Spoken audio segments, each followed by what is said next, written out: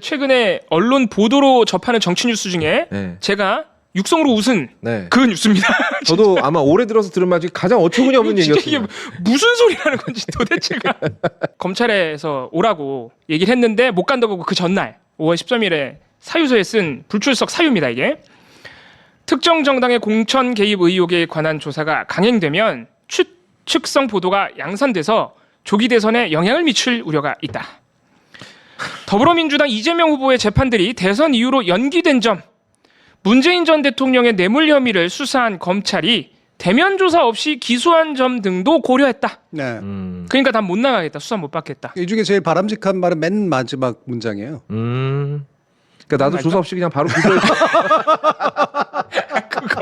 너희들 기소할 거면 그냥 해. 기소.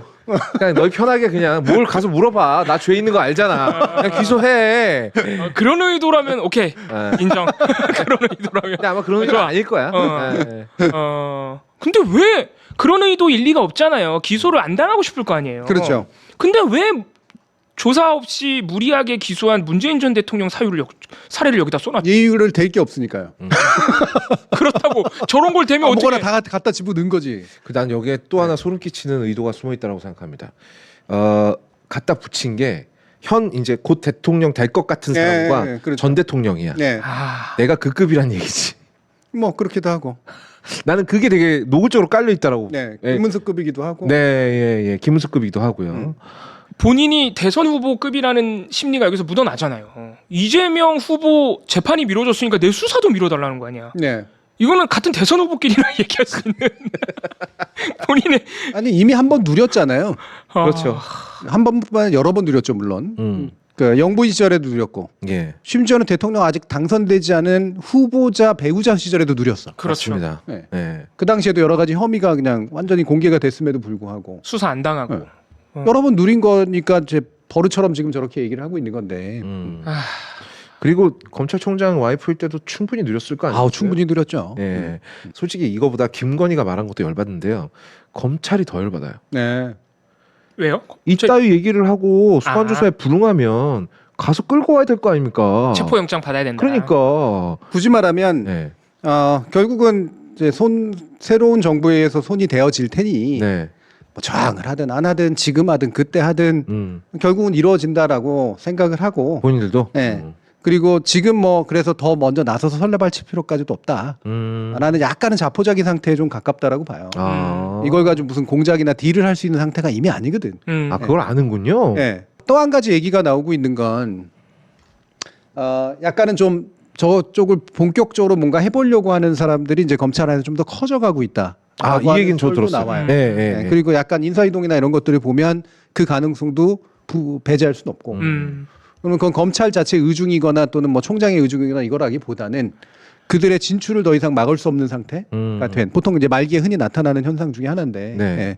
그리고 뭐 알았다 뭐 너희들 올라와서 할 수 있으면 해봐라 라는 식으로까지도 좀 가고 있는 상태까지는 맞는 것 같아요. 그러면서 뭔가 하는 척 계속 언론 보도로 네. 이런 것도 있어 하면서 흘리기나 하고. 그러니까 굳이 이제 그렇게까지 막 뭔가 적극적으로 하려는 모습을 보이려면은 어떻게 되냐면 특검도 안 갈 정도로 정말 세게 뭔가를 때려버리지 않으면 안 되거든. 바로 김건희 조지려고 준비를 다 해놨는데 윤석열이 풀려 나오는 바람에 네. 심우정이랑 지기현이 풀어져 버리는 바람에 좀 계획이 어긋나거나 그런 건 아니고요. 네. 뭐 검찰에 친구 있어요? 저도 약간 기회주의자적인 성격이 있잖아요. 네. 제 안에 기회주의자적인 성격이 그렇게 얘기를 하는. 나 같았으면 이랬을 거다. 네, 아. 나 같았으면 정권 바뀔 분위기가 싹 보이면 요때다 싶어가지고 김건희를 막 조지는 거야. 그게 이제 일반적인 행태였죠. 그렇지. 우리가 보통 그렇게 지금까지 검찰은 일반적으로 그랬는데 지금은 그러지도 못할 정도로 저는 이미 되게 능력이 떨어져 있는 상태. 그러면 뭐 개혁을 해야겠네. 능력 그러니까 없으면 어쩔 수 개혁해야지 뭐. 뭘 얘기하든 다 개혁할 거면서. 네. 그럼 어떻게 마지막 그 김건희 윤석열을 위한 마지막 충성으로 어떻게 증거인멸 같은 거 해줍니까? 그건 하려면 이미 했죠.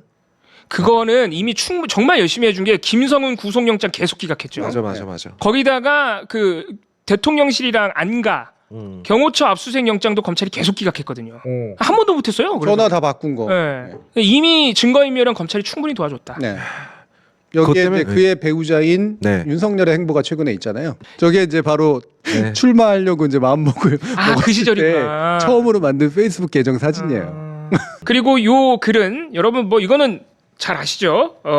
김문수 후보가 후보 자리를 되찾았을 때 네. 네. 그때 한덕수를 밀던 윤석열이 갑자기 김문수를 응원해달라고 네. 썼던 글입니다.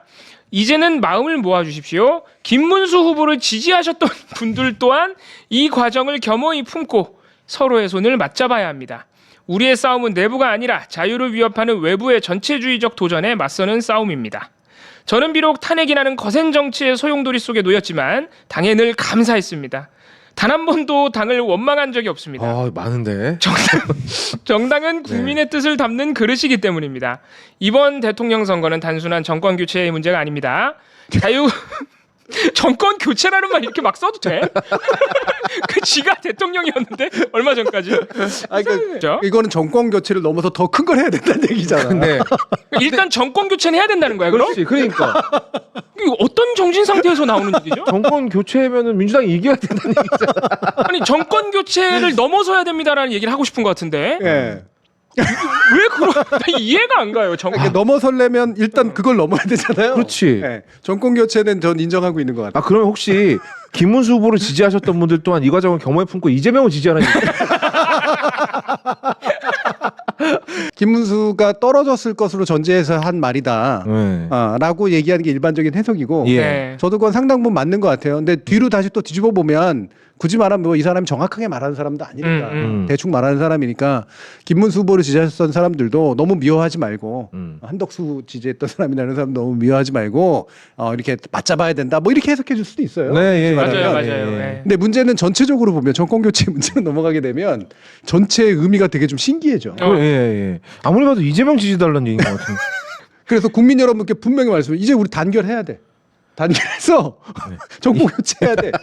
아니 그러니까 왜 저런 말을 하는 거지? 이게 앞에는 당 얘기를 했잖아. 나는 우리 당을 한 번도 미워한 적이 없고 맞아, 우리 당이 맞아. 단결해. 맞아. 그리고 갑자기 왜 국민더러 단결하라 그러냐고.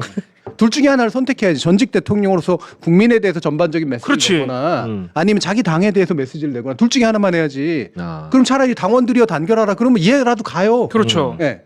근데 갑자기 국민더러 단결하래. 야. 그래서 정권 교체하면 어떡하라고.